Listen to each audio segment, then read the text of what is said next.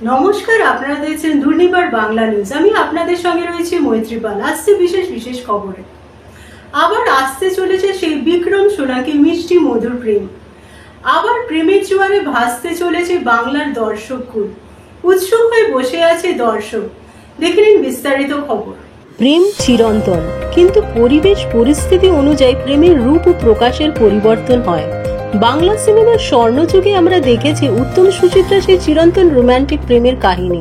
তারপরে আর সেই নম্র প্রেমের রোমান্টিকটাকে খুঁজে পাইনি, কিন্তু বহু দশক পরে দর্শকের মনে সেই অনুভূতি নিয়ে আসলো বিক্রম সোলাঙ্কি। ইচ্ছে নদী থেকে শহরের উষ্ণতম দিনে, ছোট পর্দা থেকে বড় পর্দা, বিক্রম চট্টোপাধ্যায় সোলাঙ্কি রায় মানেই যেন প্রেমের প্লাবন। শুধুমাত্র এদের দেখবেন বলে প্রেক্ষাগৃহে ভিড় জমিয়েছিলেন এই প্রজন্ম, আগের প্রজন্ম।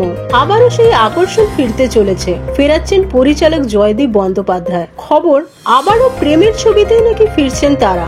এমন আভাস মিলতেই চনমনে টলিউড, কিন্তু সম্পূর্ণ গোপনীয়তা বজায় রেখেছে পুরো টিম। বাংলা ছবিতে টাটকা জুটির রমরমা ইদানিং যেন অনেকটা কম। সিনেমায় নায়কের শক্তি দেখাতে গিয়ে চলে আসে ভায়োলেন্স, আর তাতে মিষ্টি প্রেমের মাধুর্য হারায়।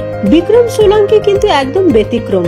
শুধু তাদের মধুর প্রেম দিয়ে দর্শককে বসিয়ে রাখে ঘন্টার পর ঘন্টা। 2017 প্রথম তারা ছোট পর্দায় এসেছিলেন ধারাবাহিক ইচ্ছে নদীতে। অনুরাগ মেঘলার জুটি শুরু থেকে ছোট পর্দায় দর্শকের বসিয়ে রেখেছিল। 2023 বড় পর্দায় সেই জুটিকে ফিরিয়ে এনেছিলেন অরিত্র সেন শহরের উষ্ণতম দিনেতে।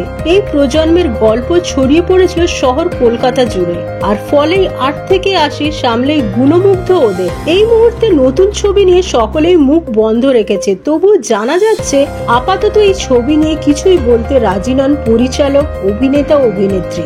আর কারা অভিনয় করছেন এখনো নির্দিষ্ট হয়নি, তবে ছবির গল্প সম্ভবত পরিচালকের। শুটিং শুরু নির্ভর করছে নির্বাচন নির্ঘণ্টের উপরে। সব ঠিক থাকলে চলতি মাসে শুটিং শুরু হতে পারে।